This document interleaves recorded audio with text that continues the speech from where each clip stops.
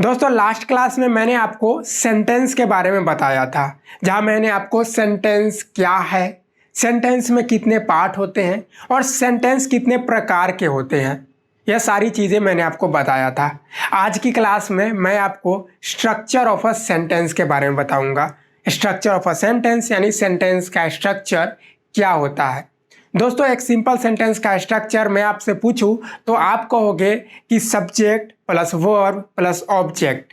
यह स्ट्रक्चर शायद आप बचपन से ही जानते होंगे, लेकिन दोस्तों यह क्या है ना कि यह स्ट्रक्चर आपके सेंटेंस का कंप्लीट इंफॉर्मेशन नहीं दे पाता है।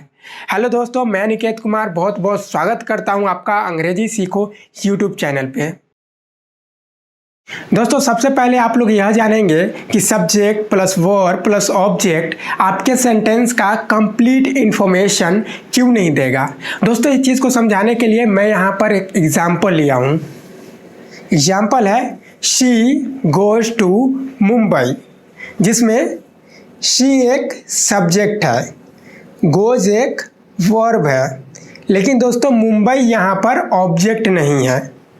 यहाँ पर मुंबई ऑब्जेक्ट क्यों नहीं है, इस चीज़ को समझने के लिए आपको सबसे पहले ऑब्जेक्ट के बारे में जानना होगा कि ऑब्जेक्ट क्या है और ऑब्जेक्ट को कैसे पहचानेंगे। दोस्तों ऑब्जेक्ट को बताने से पहले मैं आपको सेंटेंस के स्ट्रक्चर के बारे में बताता हूँ, जो कि आपके सेंटेंस का कंप्लीट इंफॉर्मेशन देगा। तो सेंटेंस का स्ट्रक्चर है subject plus verb plus object plus complement plus adverbial. इस स्ट्रक्चर को देखने के बाद आपको लग रहा होगा कि ये ऑब्जेक्ट क्या होता है, एडवर्बियल क्या है, कॉम्प्लीमेंट क्या है। तो दोस्तों वैसे यहाँ पर काफ़ी सारी चीज़ें समझने को है, लेकिन मैं यहाँ पर आपको सिर्फ बेसिक चीज़ें ही बताऊँगा जो कि ज़रूरत है, और सारी चीज़ें आपको बहुत ही ईजिली समझ में आएगी। बस आपको वीडियो को अंत तक के देखना है। ओके दोस्तों, सबसे पहले मैं आपको यह बता दूँ कि ये किसी भी सेंटेंस में दो ही चीज़ें इंपॉर्टेंट होती है। पहला तो है सब्जेक्ट और दूसरा है वर्ब। और वर्ब के बाद ऑब्जेक्ट भी आ सकता है। यह जरूरी नहीं कि वर्ब के बाद हमेशा ऑब्जेक्ट ही आए, ऑब्जेक्ट भी आ सकता है, कॉम्प्लीमेंट आ सकता है, या फिर एडवर्बियल आ सकता है, या फिर इन सभी में से सभी आ सकते हैं। दोस्तों सबसे पहले मैं आपको सब्जेक्ट के बारे में बताता हूँ। सब्जेक्ट क्या होता है?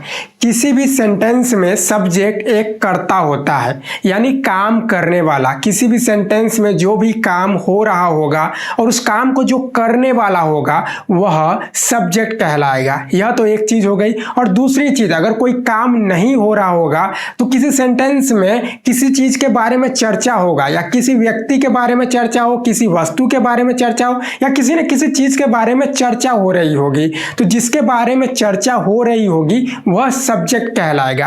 अब इस चीज को मैं आपको एग्जांपल से समझाता हूं। यहां पर आपके सामने पहला एग्जांपल है Ram Yeats a mango. Ram आम खाता है। इस सेंटेंस में काम कौन कर रहा है? इस सेंटेंस में राम काम कर रहा है, तो राम एक सब्जेक्ट है। इस सेंटेंस में राम एक सब्जेक्ट है। दूसरा एग्जाम्पल देखते हैं, दे आर रेडी। इस सेंटेंस में कोई काम नहीं कर रहा है, दे आर रेडी, वे लोग तैयार है, यानी किसी के बारे में बातें किया जा रहा है। किसके बारे में बात किया जा रहा है? तो दे के बारे में यहाँ पर बात किया जा रहा है कि वे लोग तैयार है, दे आर रेडी। तो यहाँ पर दे सब्जेक्ट कहलाएगा। सब्जेक्ट के बाद आता है वर्ब। वर्ब क्या होता है? किसी सेंटेंस में वर्ब जो है वो दो चीजें बताएगा। पहला तो है किसी एक्शन को बताएगा। एक्शन का मतलब होता है कार्य। एक्शन का मतलब होता है कार्य, यानी किसी काम को बताएगा, जो कोई भी काम चल रहा होगा, हो रहा होगा, उसको बताएगा। और दूसरा चीज स्टेट को बताएगा। स्टेट का मतलब होता है अवस्था, अवस्था या स्थिति को बताएगा। यानी कोई भी वर्ब सेंटेंस में किसी एक्शन को बताएगा या फिर कोई अवस्था को बताएगा। दोस्तों अब आप लोग वर्ब के एग्जाम्पल्स को समझिए। पहला एग्जाम्पल्स है यहाँ पर आई एम अ टीचर। अभी सेंटेंस में अभी आपने जाना कि आई एक सब्जेक्ट होगा, क्योंकि आई के बारे में यहाँ पर बातें किया जा रहा है या आई कोई काम कर रहा है।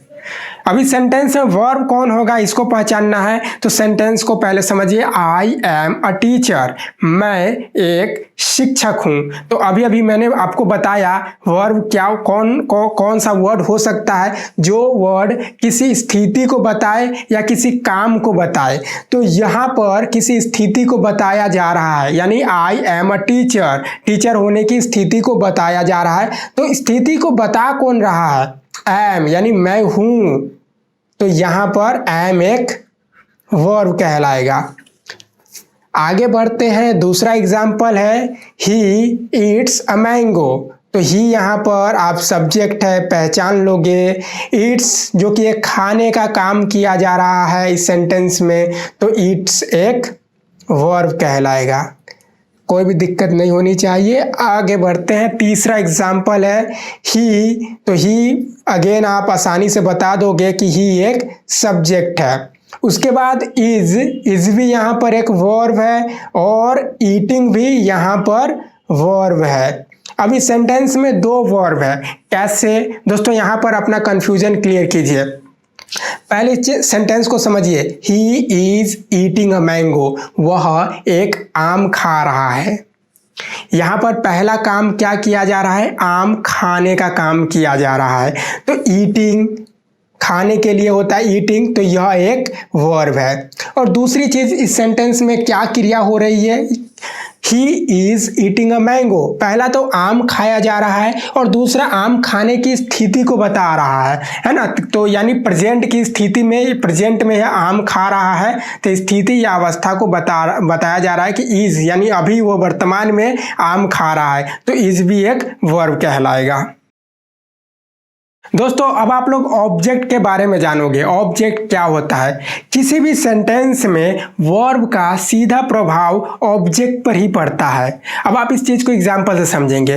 पहला एग्जांपल है यहाँ पर, यू प्ले क्रिकेट। अभी सेंटेंस में यू, तो अभी अभी आपने जाना कि यू एक सब्जेक्ट है जो कि कोई काम कर रहा है। प्ले एक वर्ब है क्योंकि खेलना, खेलने की क्रिया हो रही है, तो यह एक वर्ब है। और क्रिकेट क्या है, क्रिकेट एक ऑब्जेक्ट है। क्रिकेट एक ऑब्जेक्ट है। क्यों ऑब्जेक्ट है, क्योंकि यहाँ पर सेंटेंस को समझिए, तुम क्रिकेट खेलते हो, you play cricket. You play खेलना, तुम खेलते हो, क्या खेलते हो, तो क्रिकेट खेलते हो। तो वर्ब का यह पूरा प्रभाव यहाँ पर सीधा प्रभाव किस पे पड़ रहा है, क्रिकेट पे पड़ रहा है। तो क्रिकेट इस सेंटेंस में ऑब्जेक्ट कहलाएगा।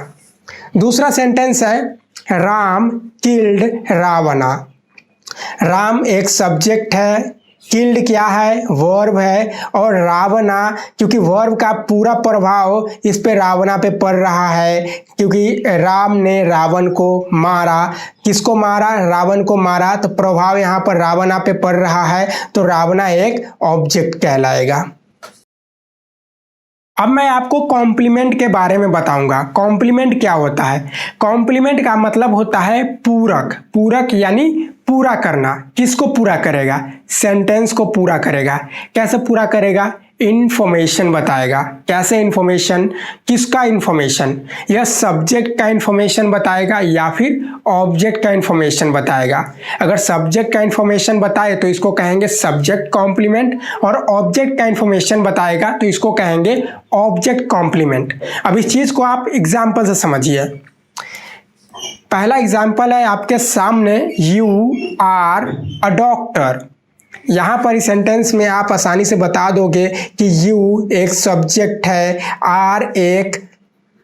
यू एक सब्जेक्ट है, आर एक वर्ब है, और डॉक्टर क्या कर रहा है, यहाँ पर पूरा कर रहा है, सेंटेंस का इंफॉर्मेशन बता रहा है। किसका इंफॉर्मेशन बता रहा है, यहाँ पर यू का इंफॉर्मेशन बता रहा है, यानी सब्जेक्ट का इंफॉर्मेशन बता रहा है ना कि you are a doctor. Doctor कौन है, यू है, तो यहाँ पर यू का इंफॉर्मेशन बता रहा है, तो इसलिए एक डॉक्टर, ये इस सेंटेंस में डॉक्टर कॉम्प्लीमेंट है।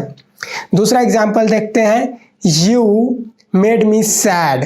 तो यू यहाँ पर एक सब्जेक्ट है, मेड यहाँ पर एक वर्ब है, और प्रभाव किस पर पढ़ रहा है मी पर, तो ऑब्जेक्ट यहाँ पर मी है। और सैड, सैड एक कॉम्प्लीमेंट है, किसका इंफॉर्मेशन इस सेंटेंस में बता रहा है, you made me sad. Sad यहाँ पर कौन है, यहाँ पर मी सैड है, और मी क्या है, ऑब्जेक्ट है। तो ऑब्जेक्ट का इस सेंटेंस में इंफॉर्मेशन बता रहा है, तो सैड एक ऑब्जेक्ट कॉम्प्लीमेंट है।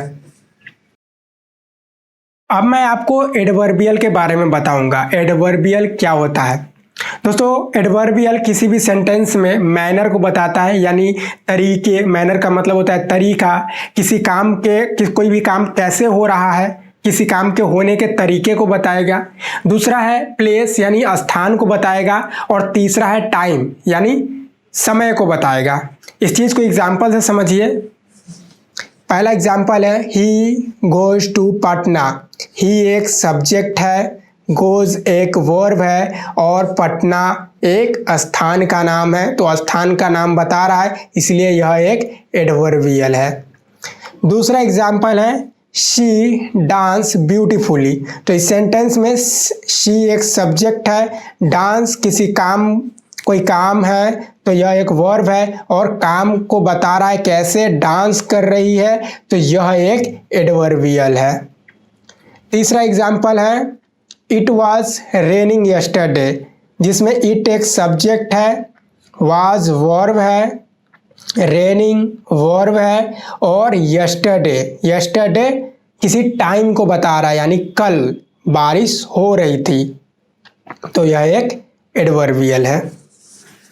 दोस्तों अभी जो कुछ सेंटेंसेज आपके स्क्रीन पे देख पा रहे हो, यह सभी सेंटेंसेज आपका होमवर्क है। आपको इन सभी सेंटेंसेज को एनालाइज करना है कि कौन सा वर्ड सब्जेक्ट है, कौन सा वर्ड वर्ब है, कौन सा वर्ड ऑब्जेक्ट है, कॉम्प्लीमेंट है और एडवर्बियल है।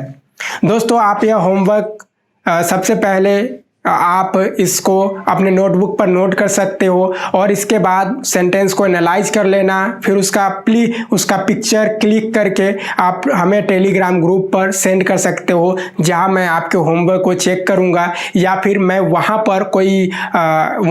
पर इसका आंसर की पोस्ट कर दूंगा, जहां से आप लोग अपना आंसर को मिला सकते हो। दोस्तों हमारा प्रयास आपको कैसा लगा? अच्छा लगा?